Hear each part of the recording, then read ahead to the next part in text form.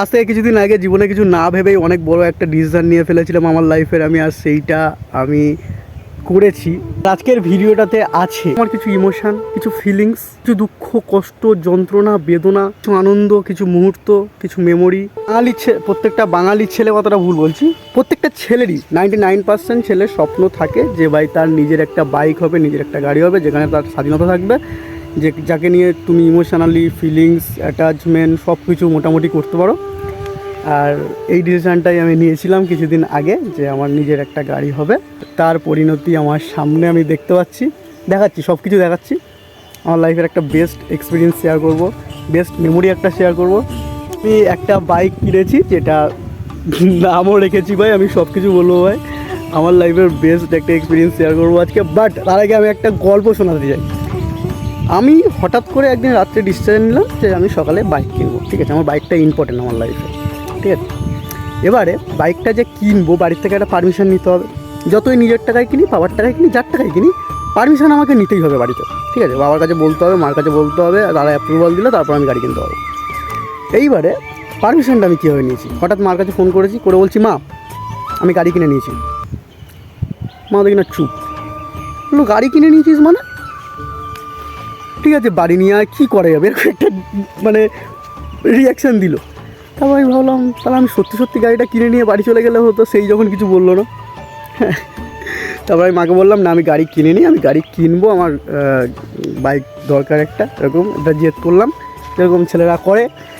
তো আমি বাড়িতে হাত যতটা করছে ভাই, অনেকদিন পরে ক্যামেরা ধরেছি, হ্যাঁ এইবার ঠিক আছে। তো আমি বাড়িতে গাড়ি কেনার কথা বলাতে আমি এইটুকু বুঝতে পেরেছি যে আমার বাড়ির থেকে অ্যাপ্রুভ করে দিয়েছে যে আমি গাড়ি কিনতেই পারি, ঠিক আছে। এবার সবথেকে বড় একটা পাহাড় আমাকে টপকাতে হবে গাড়ি কেনার জন্য, সেটা হচ্ছে আমার বাবা। আমি মাকে বলেছি যে তুমি বাবাকে মানিয়ে নাও, আমি পারবো না, আমার ভয় করে, ঠিক আছে। মা বলছে তুই গাড়ি কিনবি, তোকেই বলতে হবে বাড়িতে, বাবাকে বলতে হবে, ঠিক আছে। এবার বাবা শুয়ে আছে খাটে, আমি বাবার ঘরে আস্তে আস্তে গেলাম, মা আমার পাশ দিয়ে আস্তে আস্তে বলছি বল বল বল বল বল এরকম বলছে। এবার আমি কোনো মতে বাবাকে বলতে পারছি না যে আমি গাড়ি কিনবো।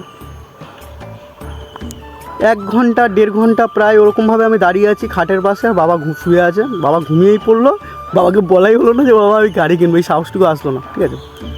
তারপরে সকালে ঘুম থেকে উঠে আমি ডিসিশন নিলাম যে গাড়ি কিনবো না, বাবাকে বলতে পারিনি। তারপর মা আমাকে বললো, বাবা বলেছে গাড়ি কেন, কিন্তু ওই যে পিছন উঁচু, ঠিক আছে, চাকা মোটা, এদিক ওদিক এরকম হয়ে আছে, মানে স্পোর্টস কারের কথা বলেছে। অ্যাকচুয়ালি ওই গাড়িগুলো না কিনতে বলেছে, নর্মালি ভালো দেখে একটা গাড়ি কিনতে বলেছে।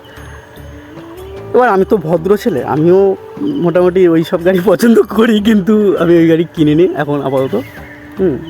স্পোর্টস বাইক টাইপের তো কিনেছি ভাই, হৃদয়ের টুকরো কিনেছি একটা, ঠিক আছে। তো এটা হচ্ছে মেন গল্প, যেটার জন্যে আরও অনেক কিছু হয়েছে। আমি সত্যি কথা বলতে সব কিছু বললে হাসি লেগে যাবে তোমাদের, বলবো একদিন সব কিছু জিনিস। আমি সবসময় দেখেছি ছোটোবেলা থেকে যারা গাড়ি কেনে তারা সাইন টাইন করে, 150-200 পেজ সাইন করে, আর সেটার ভিডিও করে, ভাই একটা স্বপ্ন পূরণ হচ্ছে, এই ওই সেই বিশাল একটা ব্যাপার।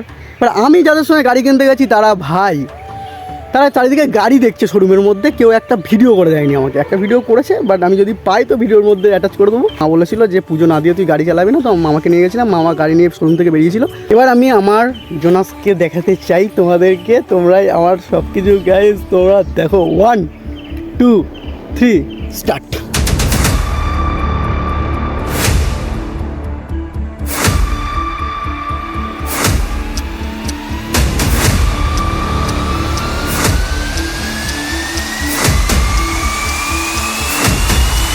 ভাই এই ভিডিওটা আমার প্রায় 2 মাস আগে করার কথা ছিল, 2 মাস পরে আমি কেন করছি, আমার গাড়ি 2 মাস হয়ে গেছে, ঠিক আছে ভাই, সময় পাইনি ভাই।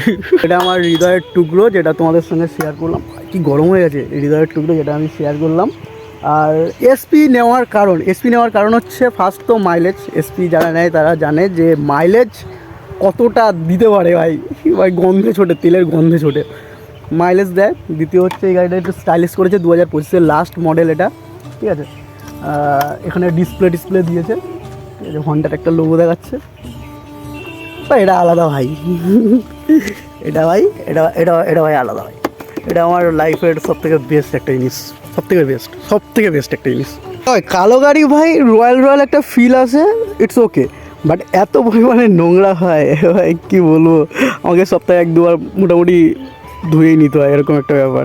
এই কিছুদিন আগে বেশি চালাইনি, ঠিক আছে, তার মধ্যে এই অবস্থা, ধুলো টুলো ভর্তি হয়ে গেছে, কাদা টাদা ভর্তি হয়ে গেছে ভাই। সব থেকে ভালো লেগেছিলো, শোরুমে গেছিলাম অন্য গাড়ি নিতে, গাড়িটা নিয়েছিলাম এই গাড়িটা, ঠিক আছে। সব থেকে ভালো লেগেছিলো ভাই এই জিনিসটা, ভাই মাথাটা এরকম একটা করে আছে, আলাদা লেভেলের লাগে এটা আমার, ঠিক আছে। কী সুন্দর লাগে দেখো, এটা ভাই আমার স্বপ্ন ছিল ভাই, স্বপ্নটা। আমি কি ভিডিওর মধ্যে বেশি ভাই ভাই করি? আমাকে একটা ছেলে কমেন্ট করেছিল, এরকম একটা ভাই কমেন্ট করেছিল যে এত ভাই ভাই কেন করিস ভাই, ভাই ভাই কেন করিস ভাই? ভালো কথা, আমি বাইক নিয়ে ভিডিও বানালাম, আমি দেখেছি ইউটিউবে যারা বাইক নিয়ে ভিডিও বানায় তারা এক্সস্ট সাউন্ড শোনায়, আওয়াজ হয় না, ওটাই তো শোনানো হলো না। ওয়েট, ওটা শোনাই। 1 2 3 স্টার্ট। ও স্ট্যান্ড পড়ে আছে ভাই, স্ট্যান্ড নিউট্রাল করা নেই আর স্ট্যান্ড পড়ে আছে, ঠিক আছে।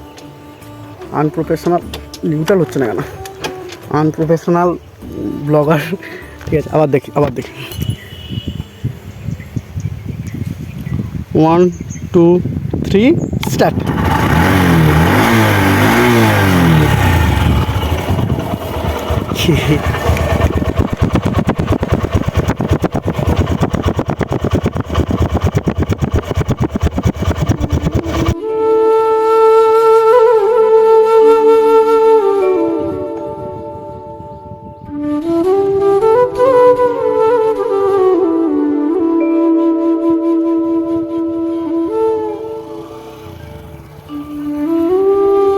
এই পর্যন্ত ভালো লাগলে লাইক করো, কমেন্ট করো, প্রচুর ভাই সবাই বলে।